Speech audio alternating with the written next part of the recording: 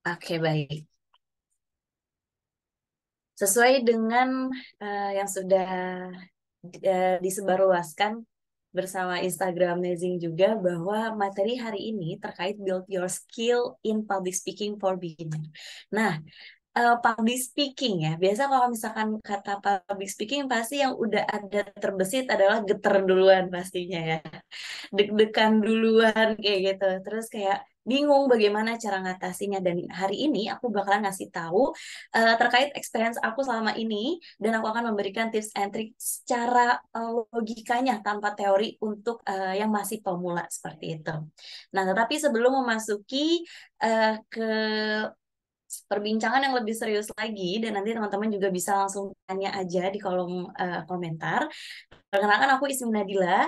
Aku dengan background yaitu sebagai model muslimah juga dan aku juga beauty enthusiast juga, MC moderator host presenter, talent program TV di Trans 7 saat itu. Nah, untuk kegiatan hari ini itu aku Senin sampai Jumat itu ada di office, Sabtu Minggu freelance gitu. Oke, salam kenal juga untuk teman-teman semua yang dari berbagai kota ya.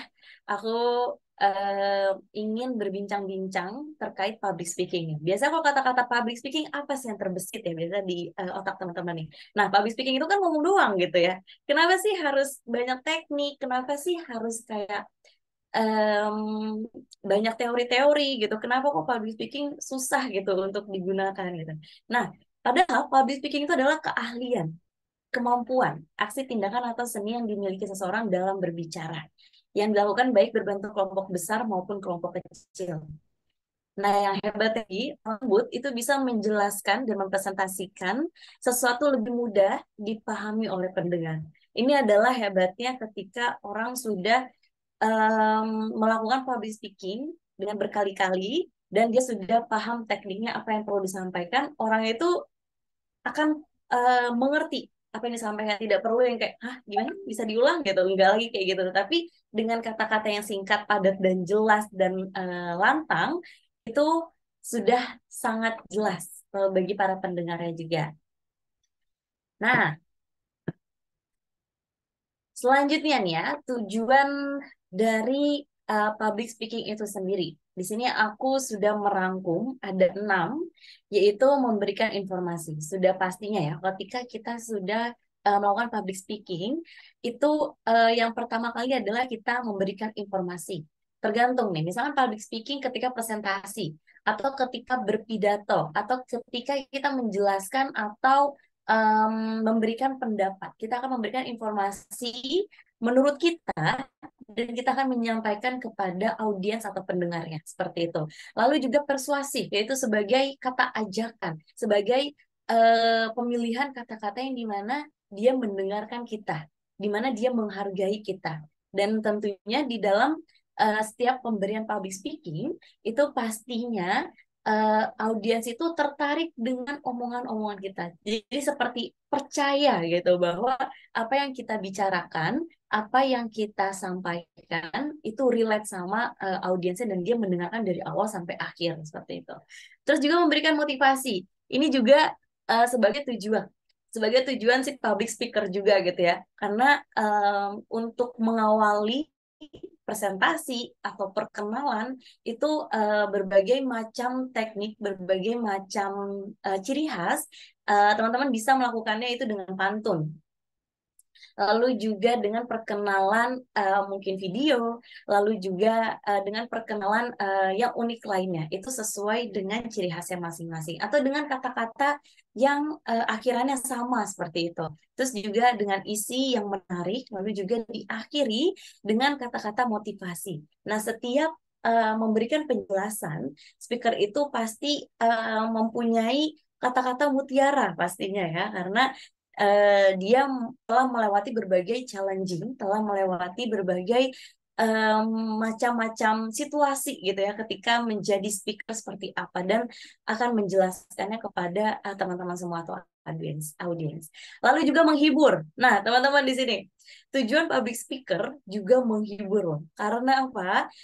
Public speaker ini harus up to date, dia harus paham apa yang terjadi di sosial media ini karena dia harus mengikuti perkembangan-perkembangan yang ada udah pastinya seperti itu ya. Tetapi ini juga harus melihat siapa yang ada di depan kita, siapa audiens kita. Kalau misalkan anak remaja, berarti kita bisa memasukkan jokes-jokes anak-anak muda atau anak-anak Twitter gitu. Tapi kalau misalkan bapak-bapak, ya itu pakai jokes-jokes bapak-bapak gitu. Nah, agar apa? Agar kita memasuki acara yang sudah dia buat. Misalkan public speaker sebagai MC gitu ya. Nah, gimana caranya biar kita orang ekstern itu bisa jadi panitia internnya gitu. Nah, dengan cara apa? Ya kita lihat audiensnya. Oh, bapak-bapak gitu ya. Oh, anak-anak. Nah, berarti kita harus menyesuaikannya tersebut. Bagaimana caranya acara itu masuk ke otak kita dan jiwa raga kita, feelingnya itu kita dapat dan kita bisa nge-explain-nya itu seolah-olah kita sebagai panitia inti gitu. Padahal sebenarnya kita extern gitu, tapi kita paham semuanya tentang mungkin perusahaan itu atau acara itu gitu. Nah, begitupun juga menghibur ketika lagi presentasi, misalkan teman-teman di sini yang baru lulus gitu kan, terus bagaimana sih cara public speaking yang tidak boring seperti itu? Nah, dengan cara santai, dengan cara yang dimasukkan jokes-jokes yang masih netral seperti itu. Nah, terus juga menyampaikan pendapat. Ini juga akan masuk kepada tujuannya public speaker tersebut ya. Menyampaikan pendapat di sini adalah sebagai suara kita yang ada di otak kita dan di perasaan kita dan membaca buku gitu ya, berbagai macam jurnal ataupun sumber-sumber yang lainnya, yang dimana kita menyampaikan menurut saya memiliki pendapat bla bla bla bla bla gitu.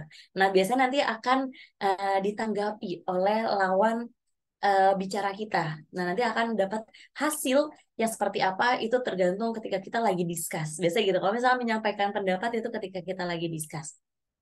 Dan menyampaikan pendapat ini tidak hanya di kelas, tidak hanya lagi bersama teman, tetapi ketika bekerja, yang dimana public speaker atau ketika teman-teman memiliki skill public speaking yang cukup, itu akan menunjang karir. Di sini aku mau bercerita bahwa aku tidak menyangka bahwa bisa menjadi host atau MC atau talent di program TV gitu ya. Karena yang aku pikirkan adalah, oh, public speaking ini harus belajar, harus dilatih, harus paham step by stepnya seperti apa, seperti itu ya.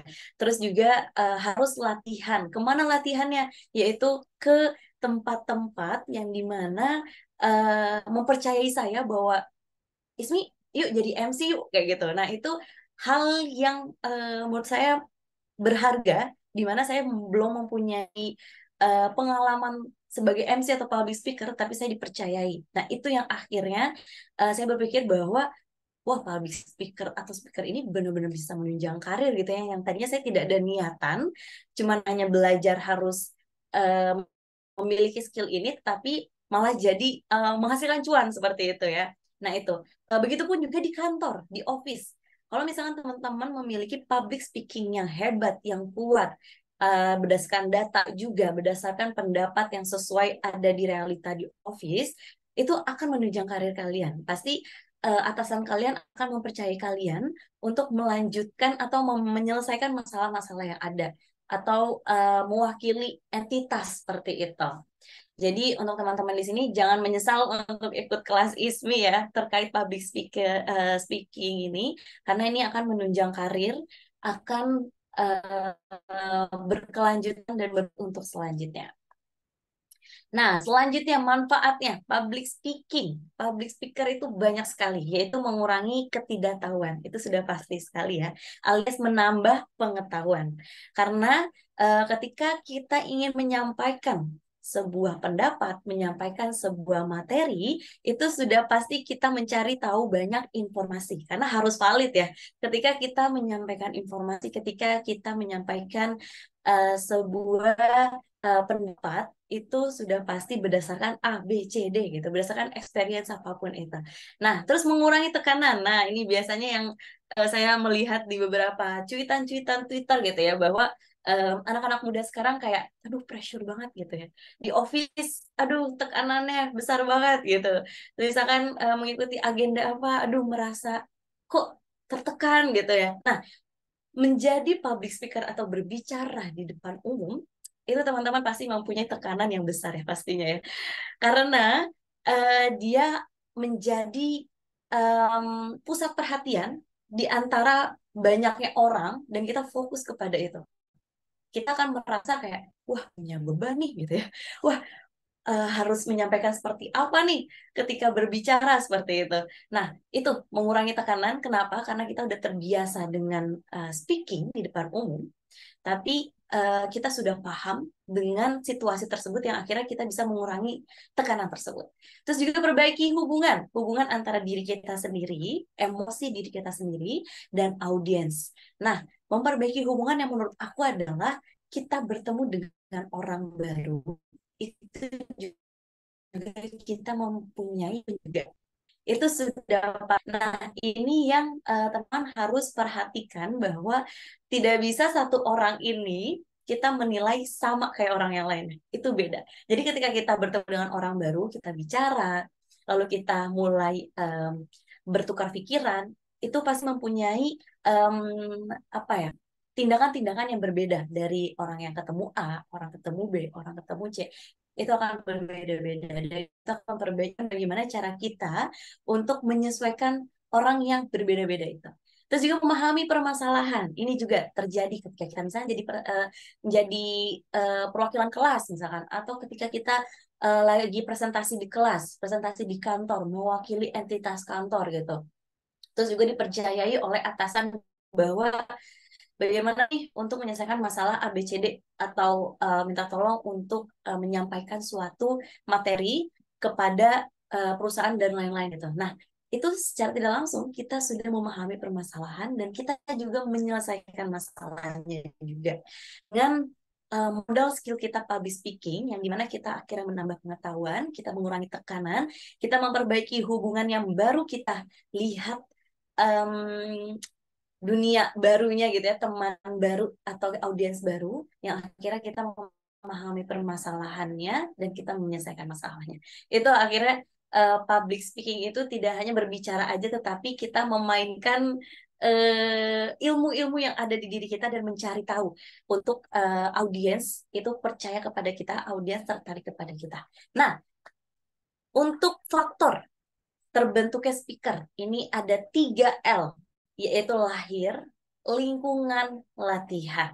Ini 3L ini adalah sebagai faktor pembentuk speaker tersebut ya. Jadi ada orang yang terlahir dengan memang dia gampang ya untuk berbicara di depan umum. Tetapi ada juga orang yang ketika menjadi speaker itu dia menentukan lingkungannya seperti apa, mendukung seperti apa. Dengan salah satunya adalah join kelas di Mazing ini dan berbagai macam kelas lainnya, banyak sekali di Mazing, itu mempunyai lingkungan yang positif, di mana teman-teman di sini terus terlatih skillnya dan bisa berlatih dengan sendiri di depan kaca ataupun dengan teman-teman yang lainnya. Jadi 3L ini sangat penting dan memang ada yang memang terlahir dengan dia jago dengan berbicara, ada juga yang harus dibentuk dengan lingkungan, dan yang terakhir adalah harus latihan secara terus-menerus. Jadi, tidak ada orang yang tidak bisa public speaking. Semua bisa public speaking, asalkan kita mau berlatih atau tidak, kita mau mengasahnya atau tidak, seperti itu ya. Nah, terus masalah dalam public speaking itu banyak sekali. Pasti teman-teman di sini kalau misalnya public speaking apa? Aduh, nervous gitu. Aduh, cemas gitu ya. Takut gugup, ketika gugup nanti pasti biar gitu, matanya tidak ada seperti itu ya.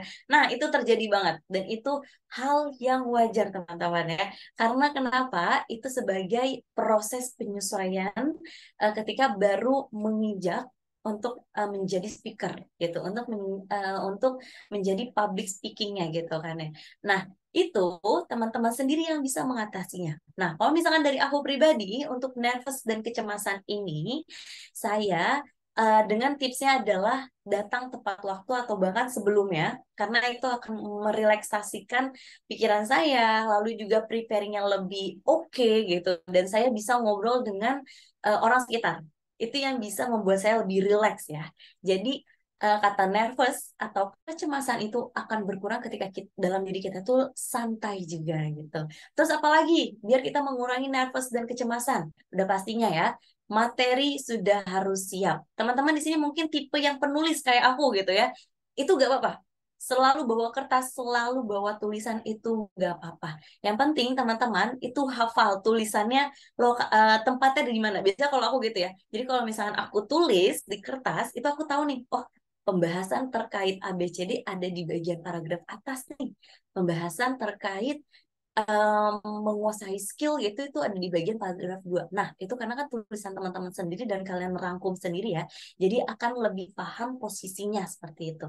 Terus kalau misalkan kecemasannya, nah ini juga hanya teman-teman yang tahu. Gimana caranya tahu? Yaitu teruslah berlatih dan banyakin pengalaman-pengalaman sekitar seperti itu.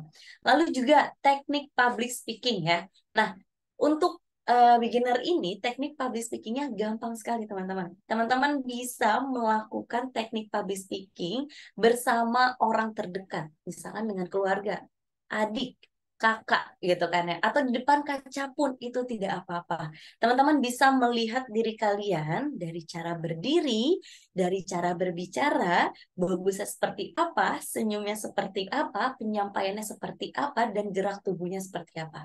Itu teknik-teknik yang teman-teman lebih semangat lagi ya untuk berbicara di depan umum. Misalkan teman-teman berbicara gitu ya, tetapi teman-teman tidak ada rasa percaya diri. Nah, itu yang akan menjadi menghambat gitu. Misalkan teman-teman berbicara tetapi kayak em, nah, udah di situ teman-teman tidak akan berjalan lagi otaknya, akan ngestak aja. Jadi teknik untuk public speaking teman-teman awalin adalah coba untuk berkaca di depan, teman-teman bagusnya seperti apa, mungkin angle-nya di bagian kiri, jadi lihatnya harus seperti apa gitu kan.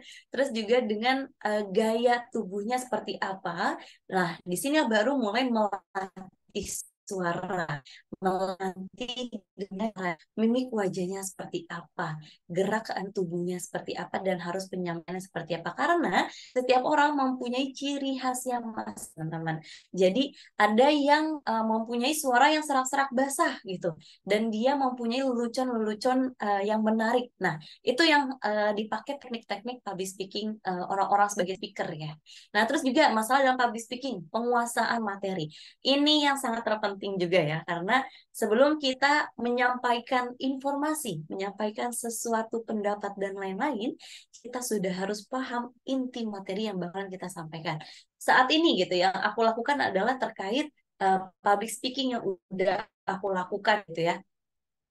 Nah, ini pun aku belajar sebelumnya terkait materi-materi. Aku mengulas lagi bahwa yang udah terjadi itu seperti apa ya speaking aku ya, seperti apa ya aku berbicara depan umum ya, dan baru aku sampaikan kepada teman-teman semua.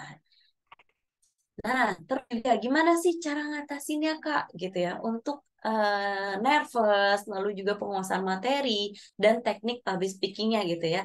Yaitu mempersiapkan dan latihan. Ini sudah wajib sekali teman-teman ya untuk memilih persiapan dan latihan. Banyak sekali referensi-referensi untuk menjadi role model ketika menjadi speaker gitu ya.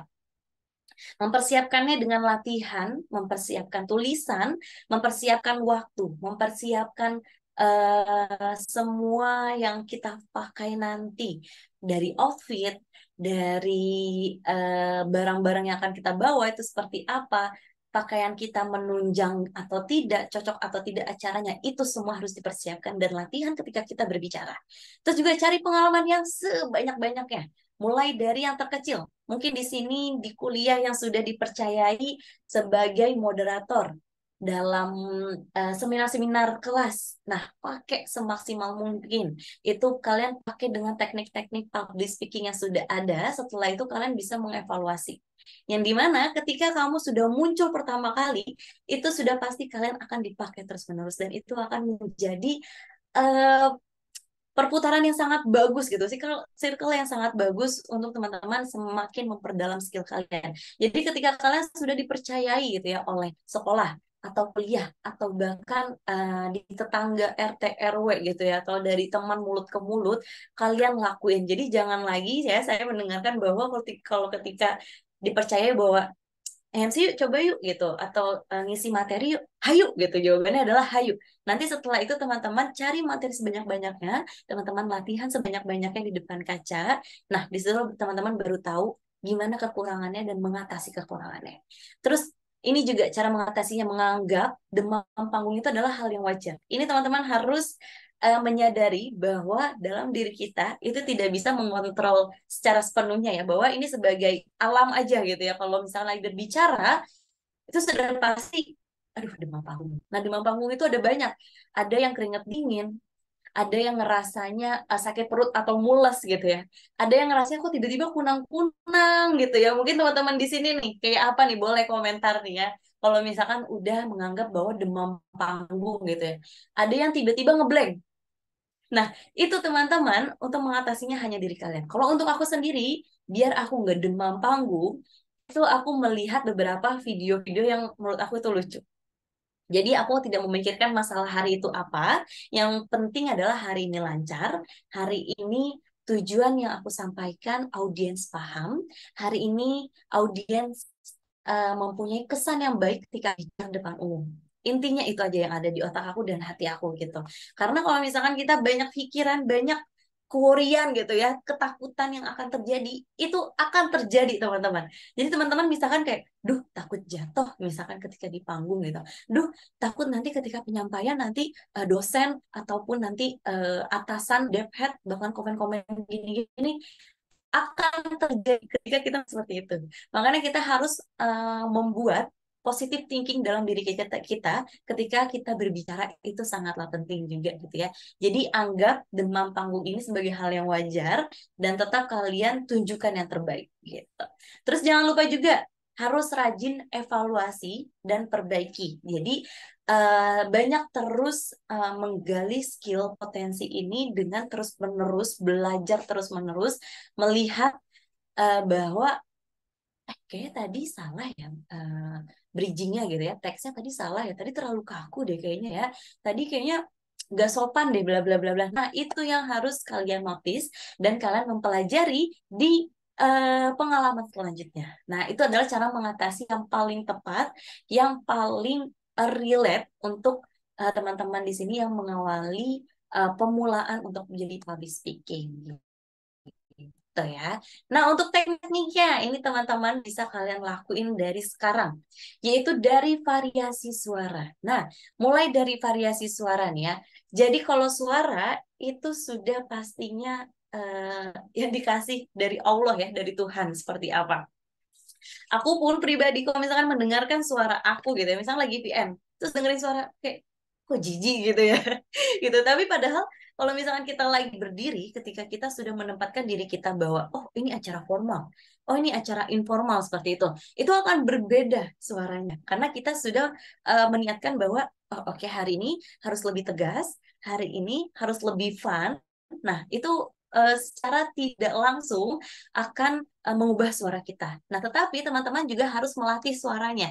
Sebenarnya banyak sekali untuk melatih suara mulai dari berenang ataupun dari A, I, U, E, O seperti apanya gitu. Tapi kalau misalnya aku pribadi yang simple dan untuk pemula, itu suara teman-teman harus mengontrol kapan harus nadanya naik, kapan nadanya harus rendah, kapan harus menegaskan suatu statement, kapan harus menyantaikan bahwa kata-kata itu adalah kata-kata yang umum seperti itu. Nah, teman-teman harus bisa memilih gitu ya, mana yang kata-kata yang harus kita ambil sebagai poinnya, mana juga yang kata-kata yang sebagai umumnya. Karena banyak sekali variasi suara-suara seperti penegasan. Misalnya, saya memiliki 4 teknik. Yang pertama, yang kedua, yang ketiga, yang keempat. Nah, itu yang teman-teman harus kalian jelaskan. Jadi, bukan lagi contohnya kayak, iya saya memiliki teknik. Nah, yang pertama, variasi suara. Lalu selanjutnya, nah, itu kan sangat berpengaruh banget ya dengan kita gayanya seperti apa, lalu juga variasi suara juga seperti apa. Jadi ketika kita tahu posisi suara, kapan kita akan menegaskan, kapan kita harus meyakinkan, kapan kita juga harus membawa suasana itu menjadi santai, jadi umum gitu. Terus juga ekspresi wajah nih, teman-teman pasti penting sekali ya untuk menjadi speaker itu ekspresi wajah ya. Gak mungkin dong misalkan hari ini aku memberikan informasi kalau muka aku kayak duh, itu kan gak mungkin ya. pasti harus dengan ekspresi yang ceria, ekspresi yang happy gitu ya. Aku hari ini senang banget untuk memberikan informasi, memberikan materi-materi, dan bisa discuss sama teman-teman amazing gitu ya. Nah, ekspresi wajah sangatlah penting. Kenapa? Karena itu akan menjadi first impression-nya para audiens gitu ya. Karena mereka melihat kita itu ada yang sering, ada yang baru pertama kali. Gimana caranya kita untuk menarik perhatian pertama kali dia ngelihat saya gitu. Mungkin kalau misalnya ada percintaan kayak eh, cinta pandangan pertama gitu ya. Ya, itu juga terjadi ketika karena itulah mulai awalan mempercayai bahwa audiens kayak oh oke, gue denger nih gitu ya. Mulai dari openingnya, lalu pembahasannya, lalu eh, dengan cara dia pembawaannya, oh, oke, bakalan gue dengar nih. Nah, gitu. Jadi ketika teman-teman di sini sudah materinya sudah oke, variasi sudah oke, ekspresi wajah sudah oke, waktunya teman-teman sudah melihat kontak mata.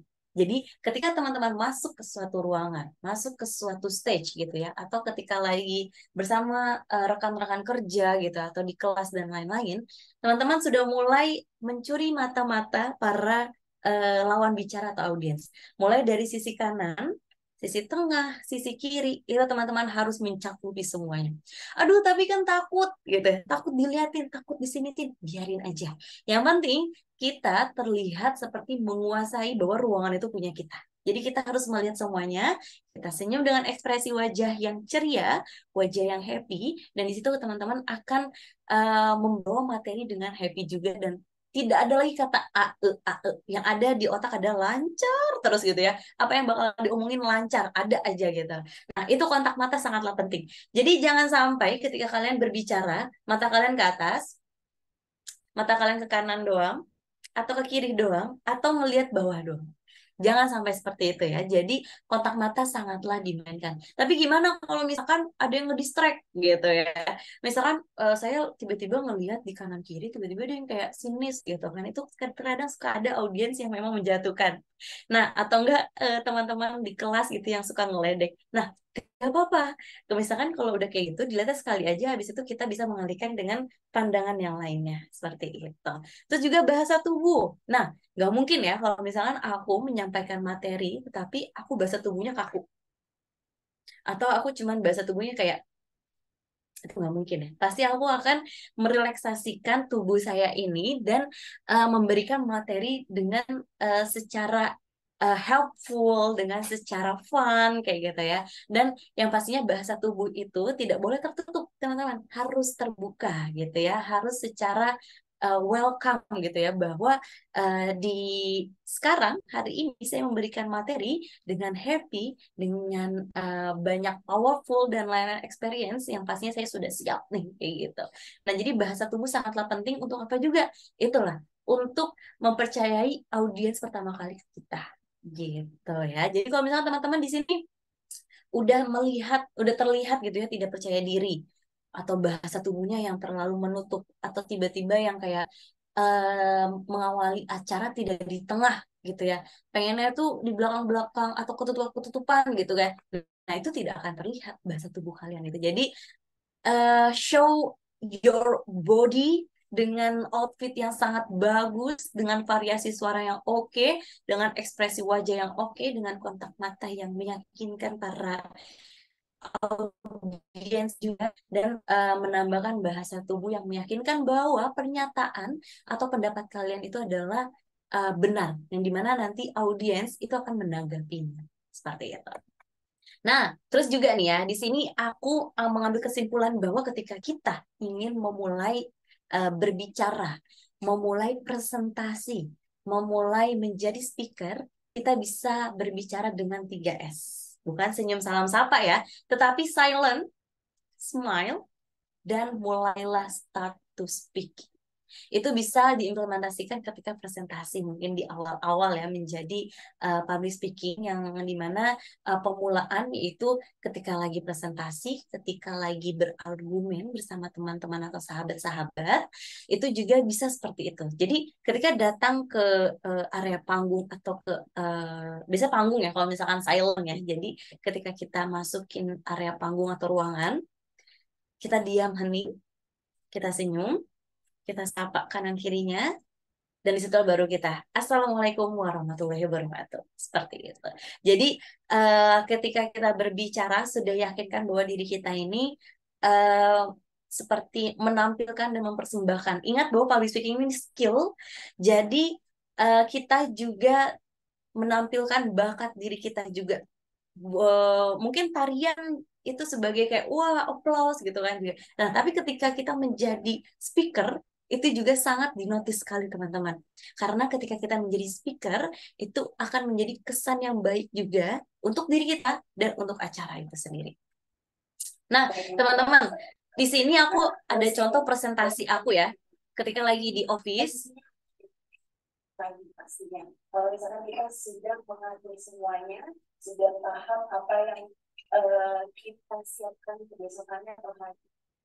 Oke, ini mungkin ada sedikit tadi saya ingin masukinnya banyak gitu ya. Jadi ada di presentasi office, lalu juga ada menjadi di host TV One juga, atau enggak di MC acara-acara kedinasan tadinya gitu. Nah, teman-teman juga nanti bisa follow Instagram saya juga untuk melihat beberapa video dan contoh-contohnya. Nah, aku ingin menjelaskan bahwa ketika teman-teman lagi presentasi dan memulai permulaan menjadi public speaking itu, teman-teman harus yakin yang udah ada di video saya ini dan relax, tenang aja.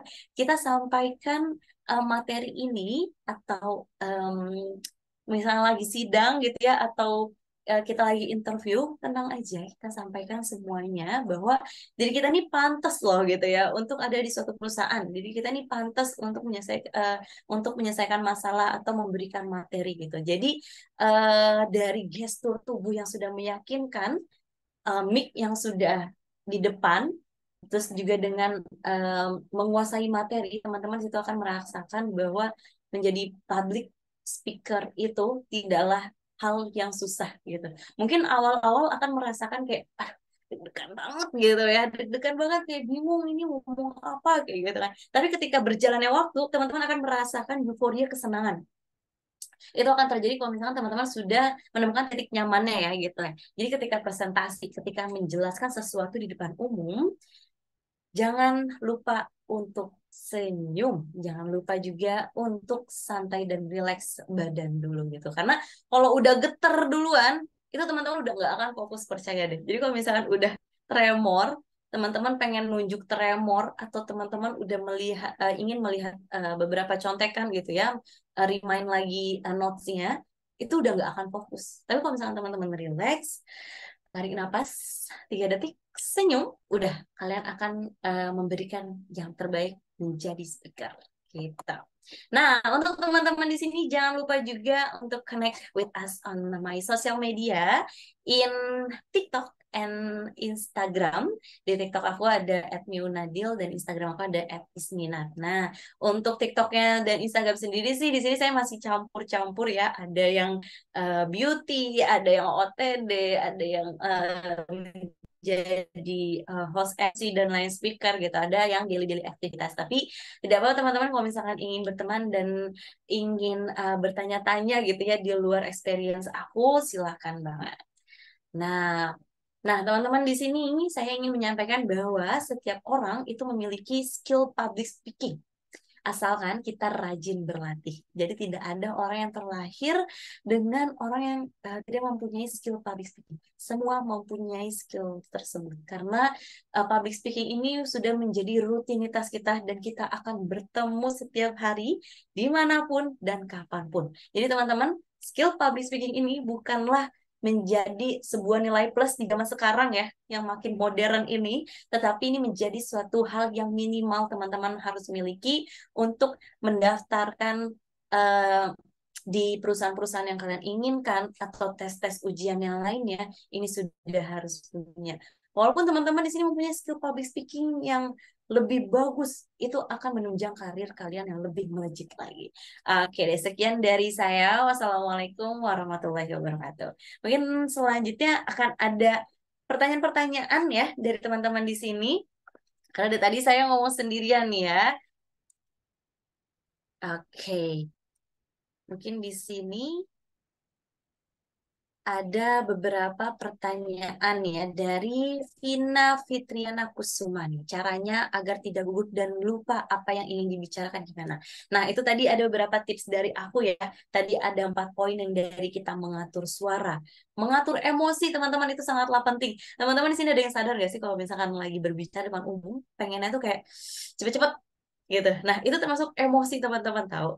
Jadi kalau misalkan ketika kita berbicara, kita harus paham gimana notasinya, gimana cara mengendalikan emosi kita. Yang dimana ada spare waktu 3 detik aja, itu akan masuk otak kita bagaimana cara kita untuk em, mengimplementasikan pesan-pesan yang kita maksud dan mengatur tutur kata. Nah, membahas tutur kata ataupun text bridging ini juga saya akan memasuki di materi selanjutnya di masterclass-nya ini terkait tips-tipsnya yang lebih detail lagi, apa aja yang biasa harus digunakan untuk teks-teksnya, lalu juga kata-kata bridging yang lebih tepat, lalu juga bagaimana cara menutupi kata-kata blank tersebut seperti itu gitu. Jadi itu ada di masterclass selanjutnya. Nah, untuk balik lagi nih kata gugup dan lupa yang ingin dibicarakan, mungkin yang dari pemula teman-teman bisa tarik nafas secara 3 detik. Habis itu senyum, teman-teman bisa melihat audiens, dan teman-teman bisa mengembalikan lagi semangatnya dan mengembalikan lagi apa yang ingin disampaikan. Nah, biasanya kalau aku yang sering terjadi adalah kalau misalkan aku lupa ya. Jadi ada kata-kata tambahan yaitu baik, untuk hari ini kita akan menjelaskan materi. Nah, ini aku lupa kan ya mau nyebutin materi apa. Nah, dengan menutupi kata lupa tersebut, aku akan menyimpulkan bahwa materi ini sangatlah unik. Materi ini sangatlah bermanfaat. Jadi ada kata-kata yang dimana sebenarnya tadinya kita tidak ada niatan untuk menyampaikan, tetapi karena saya lupa untuk menyampaikan materinya dan ngeblank tiba-tiba, oke, berarti harus saya kasih kata imbuhan yang memang eh, selaras gitu sama yang ada di acara gitu. Misalkan acara ataupun misalkan lagi menyampaikan materi gitu. Bahwa materi hari ini sangatlah menarik dan bermanfaat. Atau materi hari ini di pagi hari ini yang ceria, wah pokoknya tambah-tambah itu kata-kata yang dimana akhirnya saya mengingat lagi bahwa oh oke, hari ini kita akan membahas tentang komunikasi corporate misalkan kayak gitu. Dan yang dimana komunikasi corporate ini sangatlah penting ya teman-teman misalkan gitu. Nah, jadi itu teman-teman bagaimana caranya untuk menutupi kegugupan itu dengan kata-kata atau kata-kata bridging yang lainnya. Oke, seperti itu ya Vina, semoga terjawab ya. Nah, terus selanjutnya dari Malika Aisyah Agustina. Selamat malam Kak, bagaimana cara mengatasi rasa gugup ketika ditunjuk untuk memaparkan suatu hal secara mendadak? Oke, apa saja hal-hal penting yang bisa dijadikan sebagai acuan agar kita dapat mengatasi rasa gugup tersebut? Ini terjadi ketika sedang di kelas, betul Malika? Ataupun ketika lagi discuss mungkin ya bersama atasan kalau misalkan di office gitu. Tapi kalau misalkan banyakkan gugup tuh di kelas. Nah, ini kenapa teman-teman di sini kalau di kelas harus fokus dan harus kalau aku pribadi tuh nyatet, tipenya tuh yang nyatet ya. Nah, eh, ini adalah gampang teman-teman ya untuk mengatasi rasa gugup ketika tiba-tiba langsung ditunjuk. Malika, menurut kamu gimana? Biasa gitu ya. Nah, Malika bisa menjawab dengan mengingat pasti kalau misalkan kita memperhatikan itu kita akan mengingat poin-poin apa yang disampaikan dari dosen ataupun guru ya. Kita coba ulang lagi aja kata-katanya mereka dengan tambahan-tambahan sesuai dengan yang kita tampilkan. Misalkan pematerinya terkait dengan komunikasi dalam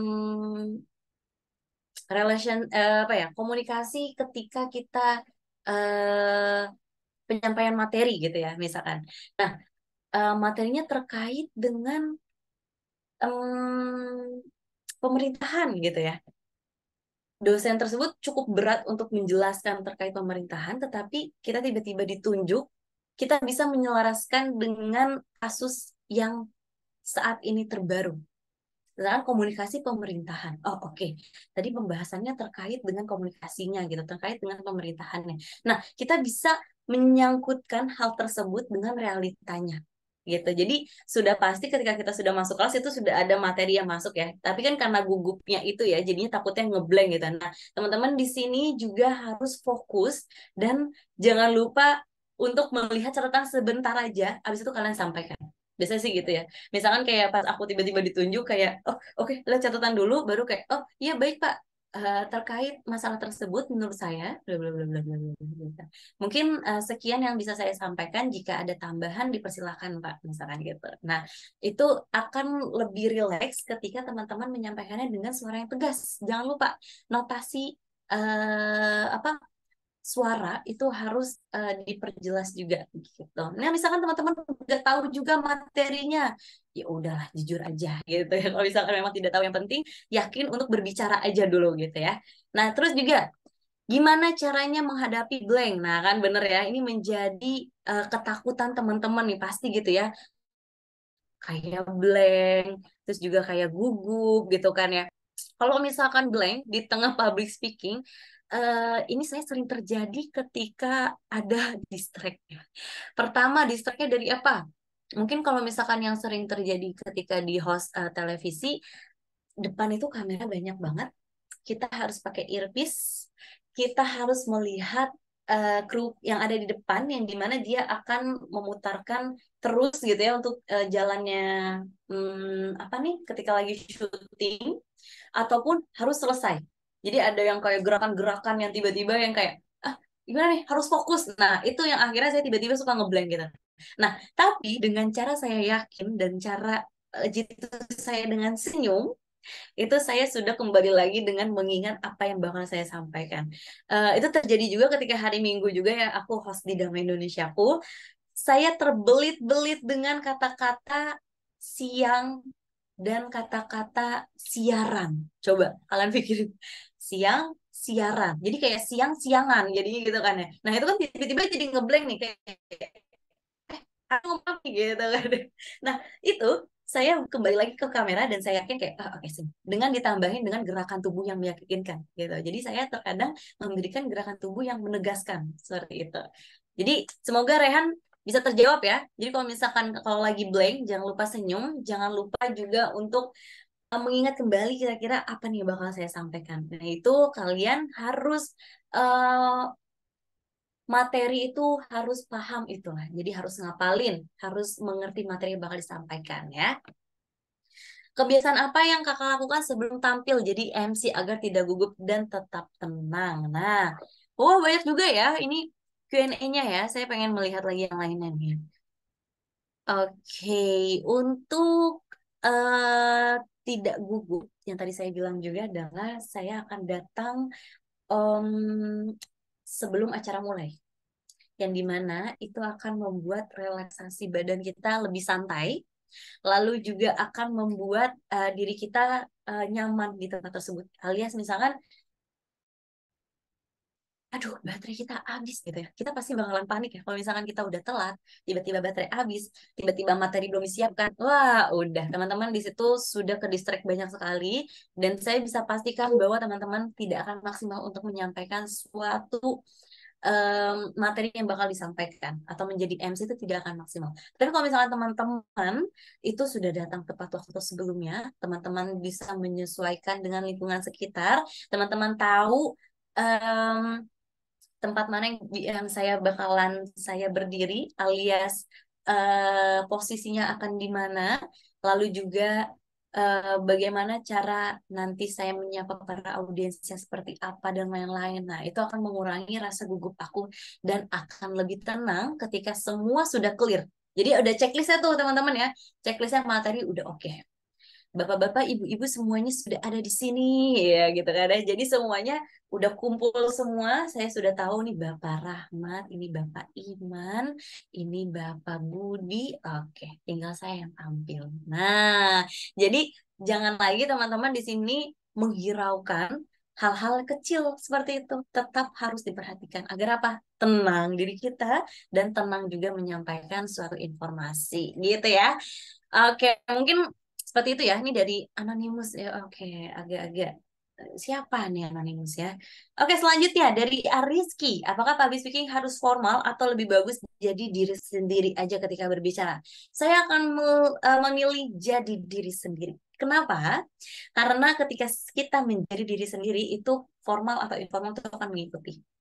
Tapi kalau misalkan formal yang dimaksud itu kan beda ya. Ada yang misalkan formal protokoler. Nah, kalau misalkan protokoler kedinasan atau kepresidenan, presidenan, istana negara, itu sudah ada patennya teman-teman. Itu sudah ada eh, porsinya masing-masing dan kita menyesuaikan hal tersebut gitu. Tapi kalau misalkan formalnya untuk acara peresmian, untuk acara musyawarah bersama gitu misalkan. Nah, itu harus dengan kepribadian diri sendiri kita, keunikan diri sendiri kita, tetap maupun formalnya seperti apa, karena keunikan itu yang akan membedakan diri kita dengan speaker yang lainnya gitu ya. Nah, tapi menjadi diri kita sendiri itu bisa dilihat dari notasi dari suara kita, dari cara kita menyampaikannya seperti apa, penegasannya seperti apa,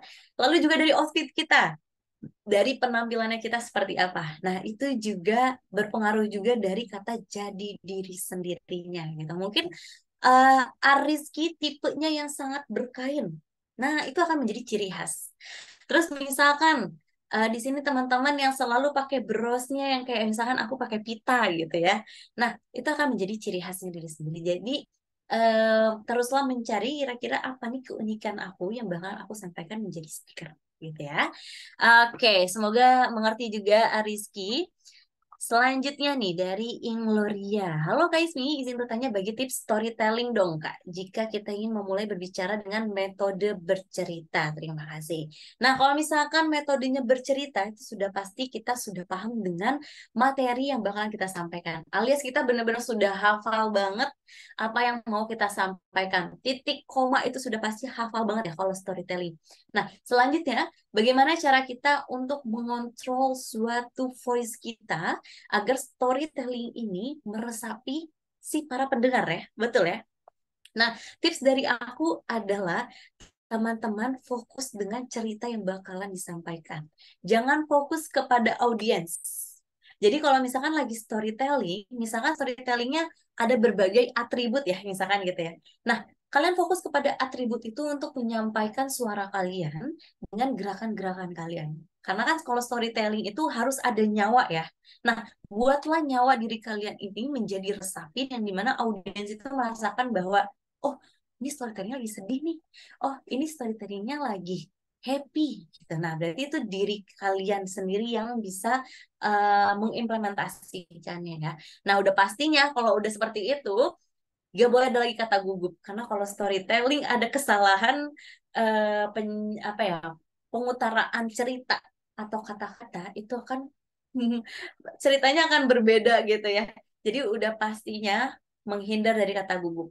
Yang paling terpenting tipsnya adalah biar lancar dan berbicara dengan metode bercerita, yaitu dengan tenang dan berikan nyawa cerita itu kepada audiens ya.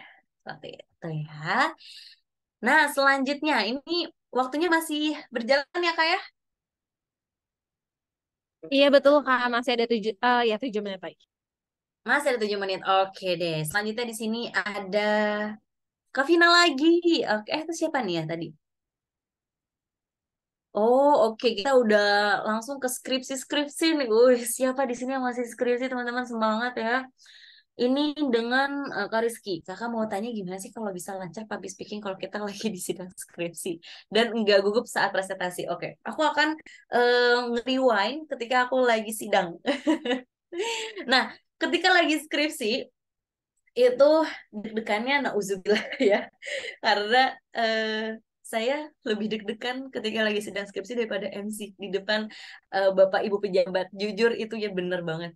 Karena kan ini nilai semua ada di situ ya.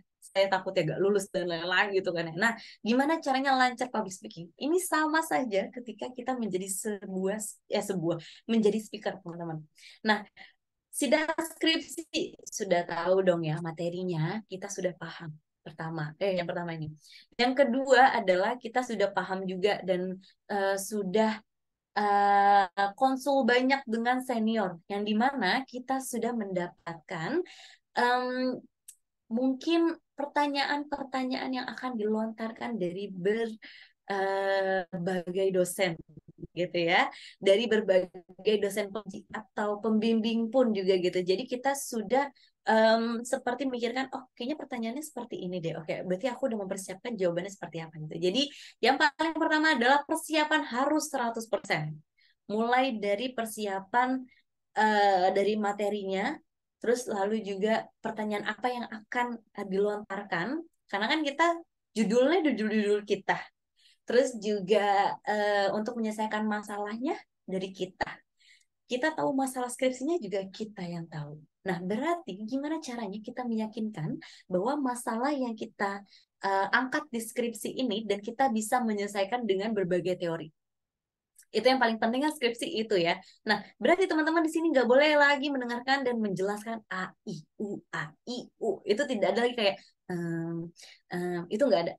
Tetapi teman-teman menjelaskan bahwa skripsi itu adalah sebuah kerja kalian yang dimana kalian tuh hanya mempresentasikan aja.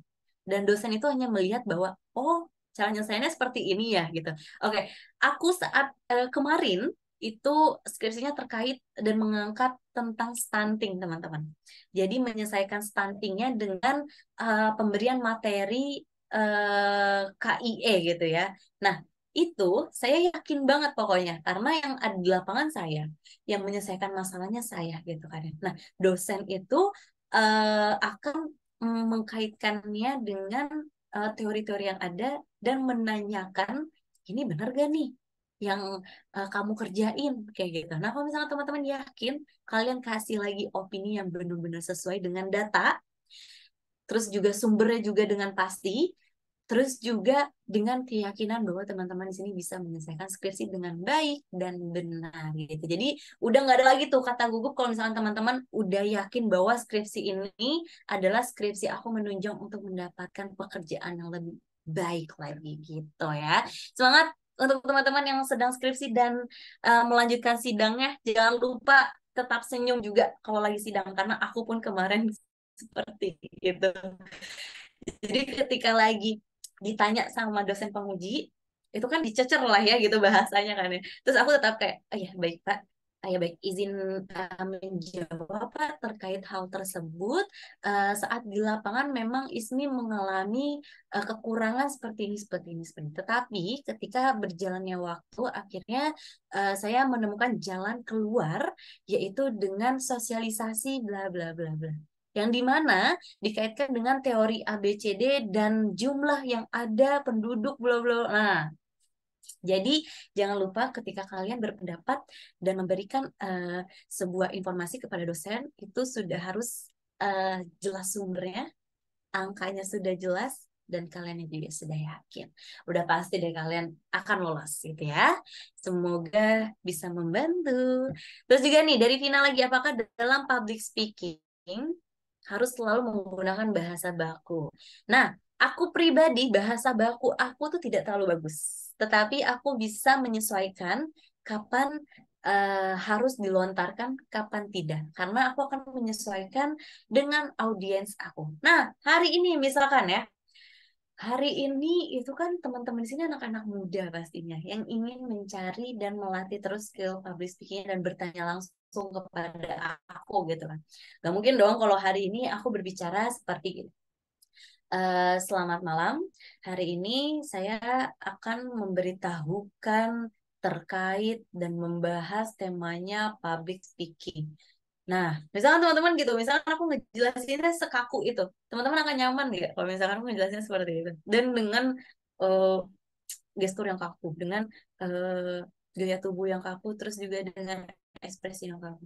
Pasti teman-teman di sini kayak, Aku kan pengen mendapatkan ilmu yang seru gitu ya misalkan. Nah, jadi harus melihat audiens kita seperti apa. Jadi kalau aku pribadi tidak selalu menggunakan kata baku, yang penting tutur kata yang pas. Kata-kata yang pas untuk menyampaikan seperti apa yang tetap sopan, singkat, padat, dan jelas gitu ya. Oke, lanjut dari Kanastiti supaya pede secara gestur Kak, bagaimana? Teman-teman di sini harus berdiri dan di depan kaca. Jadi teman-teman harus melihat diri kalian kira-kira yang nyamannya dulu ya. Yang nyamannya teman-teman berdirinya seperti apa. Nah kalau misalkan aku pribadi, ini karena dari jauh ya, aku pribadi akan berdirinya tuh seperti ini berdirinya gitu. Jadi dengan badannya tegap, dengan kaki yang tidak lurus tetapi agak nyerong, lalu juga seperti ini. Membawa mic atau cue card gitu atau hanya mic saja dan menjelaskan. Jadi mulai dari cara berdiri dan gesturnya teman-teman harus nyaman.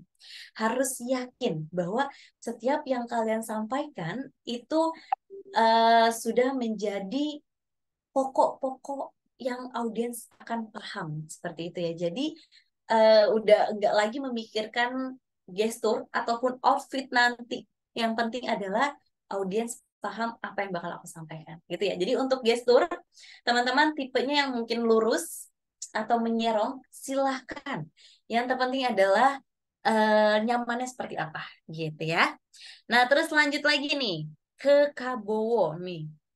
Tadi membahas gestur, dari tadi juga mungkin teman-teman melihat bahwa aku dari tadi goyang-goyang kursi gitu ya, dari tadi juga kayak kaki dilipat-lipat gitu, karena memang hari ini memang skill public speaking harus santai teman-teman, biar teman-teman bisa langsung menyerap gitu dan langsung mempraktekkan di depan kaca gitu.